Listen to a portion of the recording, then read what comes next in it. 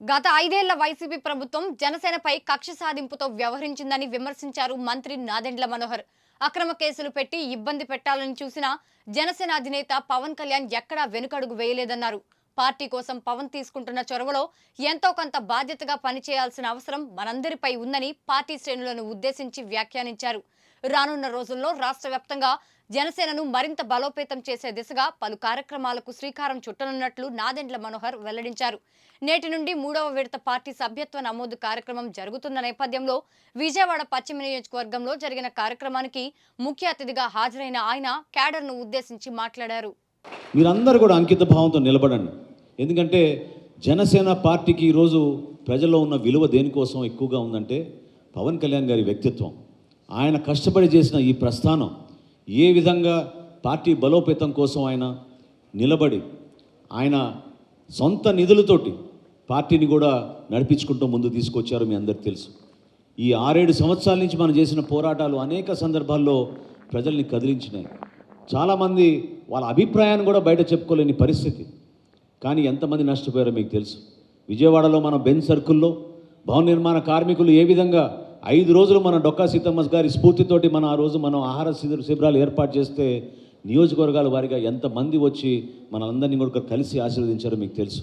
అదే రోజున భవన నిర్మాణ కార్మికులు మాకు ఆరోగ్య సమస్యలు ఉన్నాయంటే ఆ రోజున కూడా మనం నిర్ణయం తీసుకుని శని ఆదివారాల్లో మనం వాళ్ళకి మెడికల్ క్యాంప్ కూడా ఏర్పాటు చేసి వాళ్ళందరం కూడా ఆదుకోగలిగాం.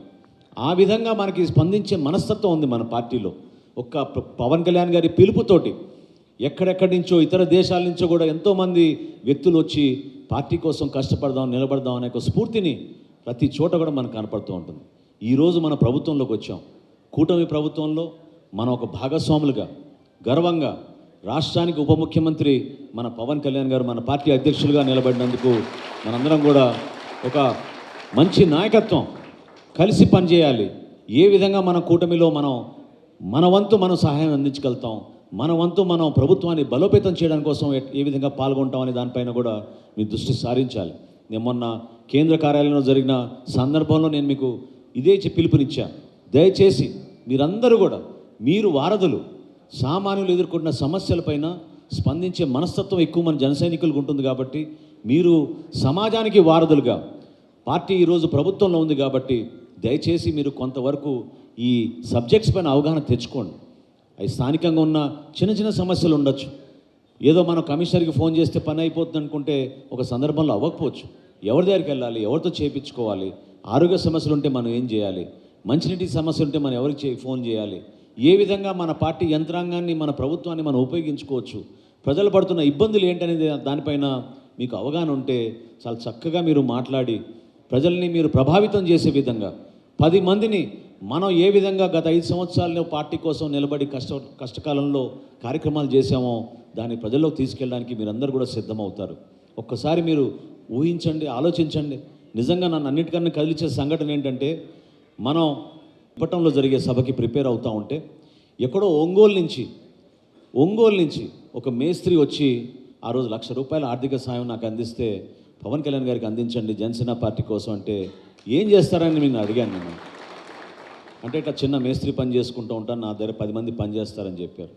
అది అయినాక తన కుటుంబ సభ్యులతో ఫోటో తీసుకుంటానని అడిగితే ఆ కుటుంబాలను చూసి నేను వాళ్ళిద్దరు బిడ్డలను చూసి ఆ డబ్బు ఆయనకి రిటర్న్ చేసి దయచేసి ఆ బిడ్డలను చదివించుకోవడానికి ఉపయోగించుకోండి నేను చెప్తాను పవన్ కళ్యాణ్ గారి మీ గురించి అంటే ఆయన అన్న మాట మనందరికీ స్ఫూర్తిదాయకం.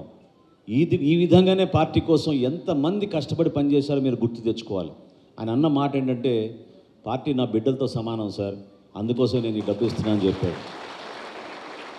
ఒక చిన్న కుటుంబం, అంత స్మాల్ బ్యాక్గ్రౌండ్ నుంచి కష్టపడి వచ్చిన వ్యక్తి ఆ రోజున ఇప్పటం సభ 3 సంవత్సరాల క్రితం మనం నిర్వహించినప్పుడు ఆ సభ విజయవంతం జరగాలని ఒంగోలు నుంచి ప్రయాణం చేసి వచ్చి కుటుంబంతో మన పార్టీకి సహాయంగా నిలబడ్డాడంటే మనందరం కూడా ఎంత స్ఫూర్తిదాయకం దాన్ని తీసుకోవాలో మీరు ఆలోచించండి.